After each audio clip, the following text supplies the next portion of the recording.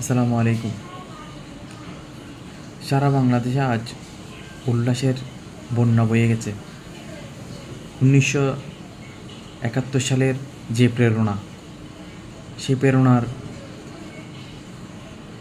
প্রেরণায় 2024 সালে ছাত্রদের গৌরবময় এক আন্দোলনে বাংলাদেশ 2024 সালে আবার পুনরায় স্বাধীন হয়েছে। ফেরাউনের হাত থেকে দেশ ও জাতি রক্ষা পেয়েছে। আনন্দ উল্লাসে সারা বাংলাদেশ এবং সারা বিশ্বের যে সমস্ত দেশে বাংলাদেশের ভাষাভাষী মানুষ আছেন, সবাই এক অনন্য ঈদ উদযাপন পালন করতেছে। মানুষের ক্ষোভ যে এতটাই তীব্র ছিল, সেটা আজ সারা বিশ্ব জেনেছে।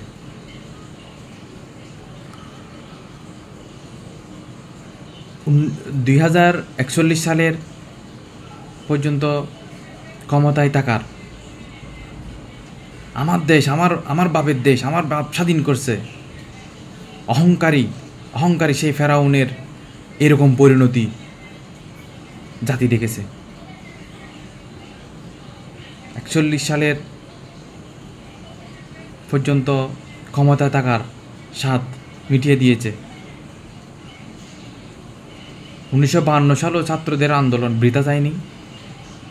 আজ 2024 সালের ছাত্র আন্দোলনটাও বৃথা যায়নি। হাজার হাজার মায়ের বুক খালি করা সেই শেখ হাসিনাকে কোনো অবস্থায় ক্ষমা করা যাবে না, ক্ষমা করা যাবে না। তার ক্যাবিনেটের মন্ত্রীদের, তার স্যাংলাদের, তার আমলাদের এবং তার নেতা নেত্রীদের, বিশেষ করে পাড়ায় মহল্লায়, এলাকায়, গ্রামে গঞ্জে যেগুলো পাতি নেতা আছে, তাদেরকে পর্যন্ত বুঝিয়ে দিতে হবে যে ছাত্র আন্দোলন কী জিনিস। এতদিন নম এতদিন প্রভু করে যাকে একবারে মাথায় তুলেছেন, সেই নেতারা আজ কোথায়? উনি তো ঠিকই চলে গেছে, আপনাদেরকে নিয়ে গেছে। এবার কর নম। মানুষকে মানুষ মনে করে নাই, যাচ্ছে তাই ব্যবহার করেছে, যেখানে ইচ্ছা সেখানে চাঁদাবাজি করেছে। আজ কর, চাঁদাবাজি করতে নাম।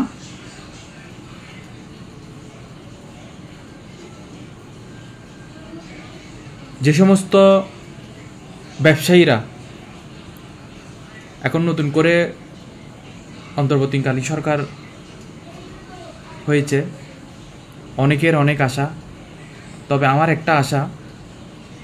একটা চাওয়া, যেটা হচ্ছে যে সমস্ত ব্যবসায়ীরা সিন্ডিকেট করে নিত্য প্রয়োজনীয় জিনিস, চাল ডাল আলু চিনি ময়দা পেঁয়াজ এগুলার সিন্ডিকেট করে বাজারটাকে ওদের কবজায় নিয়ে গেছে, তাদেরকে ধরেও যেন উচিত শিক্ষা দেওয়া হয়, তাদেরকে যেন শাস্তির আওতায় নিয়ে আসা হয়। দ্রব্যমূল্য যাতে সবার নিয়ন্ত্রণে থাকে। শুধু দেশ স্বাধীন করলে তো হবে না, সব কিছু খেয়াল রাখতে হবে। আজ স্বাধীনের পরে যে সমস্ত ঘটনা ঘটছে, বিশেষ করে সংখ্যালঘুদের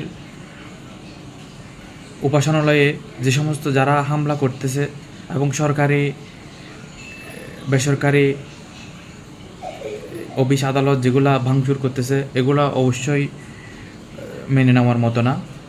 যারা করতেছেন অবশ্যই এটা থেকে বিরত থাকবেন। বিশেষ করে কোনো উপাসনালয়ে যেন হামলা না হয়, কোনো মসজিদ মন্দির গির্জাইতে যেন হামলা না হয়, এদিকে সবাই নজর রাখতে হবে, খেয়াল রাখতে হবে, সবাইকে এগিয়ে আসতে হবে। সবাই যেমন ছাত্র আন্দোলনে এগিয়ে এসেছেন, এগুলা রক্ষার্থেও সবাইকে এগিয়ে আসা প্রয়োজন। এই দেশ সবার, এই দেশ আমার, এই দেশ হচ্ছে সারা পুরো 18 কোটি জনগণের।